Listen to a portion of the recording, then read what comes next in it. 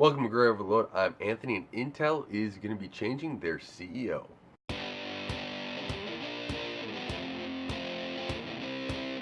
Intel has chose to move on from Robert Swan or Bob Swan, and I kind of saw this coming. It didn't really make too much sense to me initially why you put a financial guy in front of the company unless you're trying to stretch it out until you find somebody. Usually it's to turn the company around, get it on a profitability path, and somebody else coming in, or holding pattern, making sure that you have money in the bank until you get somebody else that can move forward. And that's kind of just how I see it a lot, um, from companies I paid attention to. When you put a CFO, financial guy, in charge as a CEO, it's just a holding pattern a little bit until you get to that next guy. Very rarely does a CFO to a CEO work well. And now they are going to have a new leader, Pat Glessinger, and I hope I pronounced that right. Sorry, Pat, if I didn't. But he looks like he's a technical veteran from Intel. I believe in his bio it's like 30 years at Intel he spent before he was VMware there, and I think he was a CEO. He is the CEO of VMware. Um, but now they're bringing him over back to be the CEO of Intel, and Intel's been trying to find its footing here for the last, oh gosh, 2 years since they kind of slept on AMD and didn't think that AMD could come back and even compete in the same sectors that they compete in.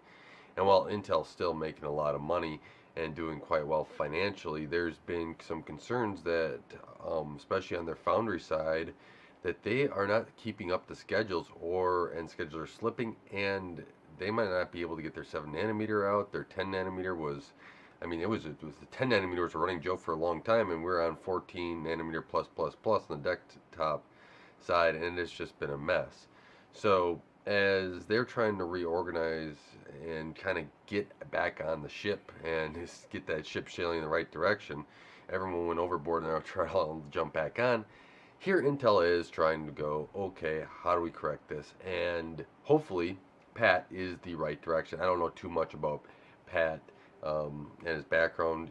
It's hard for me to gauge, just reading press articles, what how he's going to instill a culture, how he's going to help, instantiate guidelines into a company on a pathway that they can very succeed. Right? There seem to be a lot of infighting underneath, Bob Swan, a little bit there where there's a lot of restructuring that happened throughout, and we'll see if that's going to be clearing up or not. I'm sure that within 6 months to a year, we'll start hearing stuff of differently.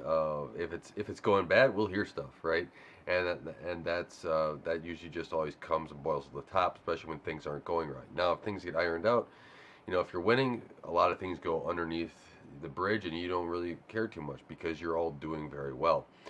And it'll be interesting to see how it all gets turned around. If Intel, there's been also rumors with Intel using TSMC to produce some CPUs here for a while, and they may even produce more CPUs on some of the rumors. If that's all true, who knows where Intel's going to go with their fabs, how they're going to operate it. I think that Intel, um, just based off of history, I think Intel really wants to have those fabs up and running and operating at a good level and be a leader in it. I think that they relied a lot on having good fabs to compete with AMD and others to show that they are the king of the hill. And if they want GPU too, I can only imagine that if Intel could have a GPU, CPU, the FPGAs, Mobileye, and have it all on their fabs and be the king of the hill to show AMD, Nvidia, and anybody else in the market, they would love that. But that may not be. The new CEO might go in a different direction and say, hey, we need to kind of correct this, and we need to work hard to make sure we are profitable, putting the best products out there, and competing at, on the best nodes possible, and having everything out and hit schedules that we set up to hit. And who knows, maybe they use TSMC for a little bit, and then they come back to theirs after they get theirs corrected. That could be a whole other scenario too, what path Intel wants to take. But I know one thing: Pat needs to change what Intel is doing currently, because doing the same thing over and over again is just going to get another CEO fired again. So let me know what your thoughts are about the Intel CEO. I know I've been working on some other stuff, so I've been a little late to this announcement, but I was actually happy to see Intel try to get their footing again and get back in there. I was a little worried with Bob Swan. It didn't really make sense to me at the time. He did, I think, initially say that he didn't want to be the CEO when he took over temporarily as interim when Brian Krasnick was relieved of his duties. And so you're kind of putting that CEO in charge. So either he's not telling the truth to begin with, or he really wanted the job and then he didn't do a good job at it.